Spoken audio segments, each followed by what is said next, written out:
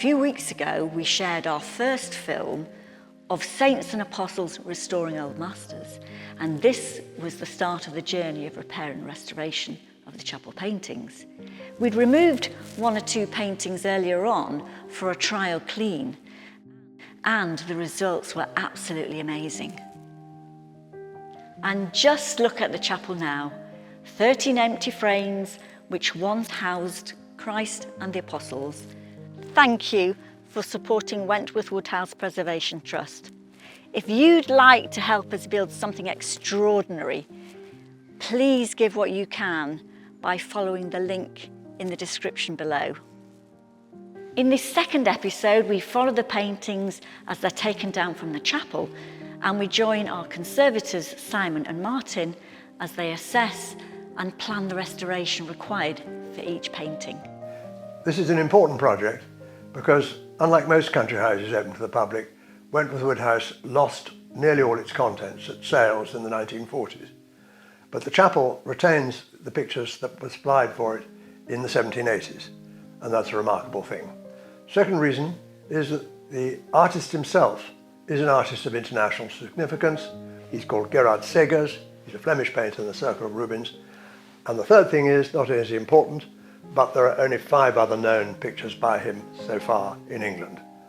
The big day arrived in mid-September 2025, with the installation of scaffolding to both sides of the chapel for the safe removal of all remaining paintings. Having inspected the area, it was clear to the art handlers that the continuous row of 7 paintings in a single batten framework on the north wall would be challenging to remove due to its weight and general condition. The frames are made of wood, coated with a thin layer of protective gesso and gilded using sheets of gold leaf. Some of the main framework is rotten in places due to water damage and is poorly secured with screws and doweling. Having removed the screws and doweling, the 3 handlers carefully lifted the whole framework away from the wall onto foam cushioning underneath. The 7 paintings were secured rather like panes of glass in a huge window frame, with nails driven into the sides of each canvas. Out of the frames, the canvases were carefully dusted with a low-powered vacuum cleaner before being packed into soft plastic sheeting.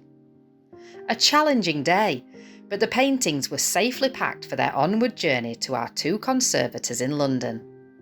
The removal of the paintings from the north wall here also solved another mystery in the chapel.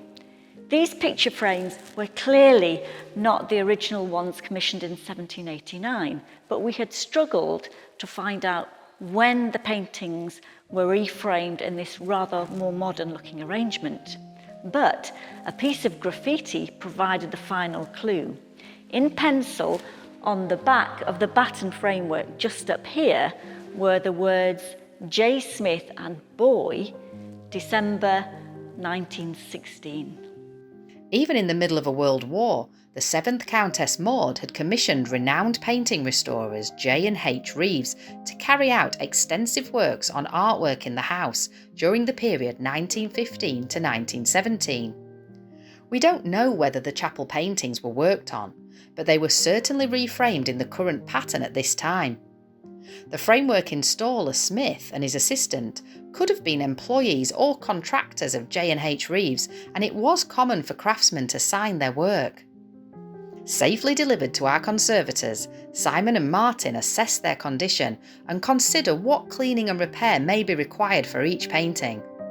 Simon has received 4 more paintings and tells us about St. Matthias. Now this is probably the picture that's in the worst condition of the 4 of them. It's clearly had a bit of a rough time.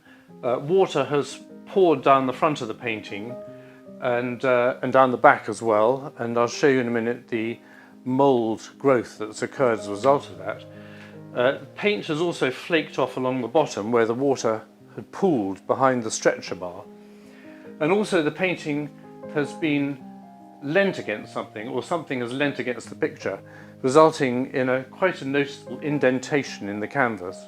Due to damp, the painting has also developed a rippled surface, and the only way to address this is by relining the painting. Relining will also remove the severe mould growth on the reverse of the current canvas. A serious problem with St John is the extensive raised and flaking paint, also caused by long-term exposure to damp. The paint is no longer adhering to the canvas, and this is particularly noticeable along the top border. Paint flaking must be addressed before any cleaning can be attempted. Meanwhile, on the other side of town, Martin is assessing his second delivery of paintings, including St Peter, St Paul and Jesus Christ Salvator Mundi.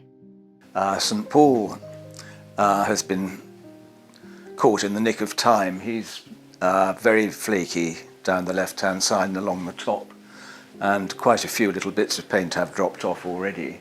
As with several other paintings, Martin will need to treat the areas of flaking and cracks, as well as cleaning off the soot and thick layers of varnish in the studio. St Paul will then be sent off to specialists to be relined. This is the Salvator Mundi, where Christ is blessing us and holding an orb in his left hand, and it's a different sort of psychological mode to the apostles themselves, because he is the light of the world and he's in another world to the apostles. It seems that Salvator Mundi's face may have been cleaned more recently, as his skin is paler with less grime than the other paintings. A restorer may also have added some reinforcement lines around the edge of the head and hair. And the top left corner of the painting shows signs of rather rough cleaning attempts. This is St Peter holding the papal keys, which are gold and silver, and he's obviously an older man than quite a lot of the other apostles. He has silver hair as well as a silver key. He's also quite fragile. The bottom right-hand corner has a few paint losses, and there's loose paint up the right-hand side and along the top. As well as the usual layers of grime and yellowing varnish, areas in the centre of the painting clearly show where fragments of paint have fallen off. Martin is hoping that restoration of St Peter may be managed in the studio. The last painting we're featuring in this film is St Bartholomew, and this is a happier story. This is St Bartholomew, who is in much more robust condition than the ones we've looked at so far.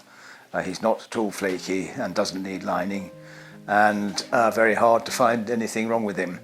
I have cleaned the bottom half of the surface dirt and the coal dust and the varnish, and I think it looks marvellous. Again, the hands are perhaps a bit oversized, and the drapery seems to be more carefully painted than some other bits, particularly on St Andrew, and I'm looking forward to going up to his head in the next few days.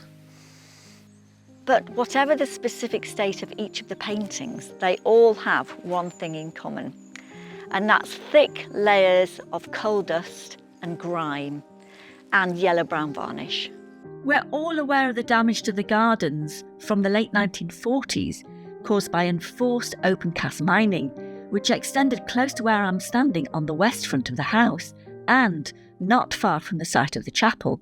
This, as well as centuries of earlier coal mining, most certainly explains the dirty condition of the paintings. Join us next time and we'll see Simon and Martin showing us some specialist cleaning and devarnishing skills, and we'll see what happens in the relining process. Don't forget to subscribe for free to our YouTube channel to follow our progress, and if you'd like to make a donation to help the restoration of the chapel and our paintings, use the Just Giving link below.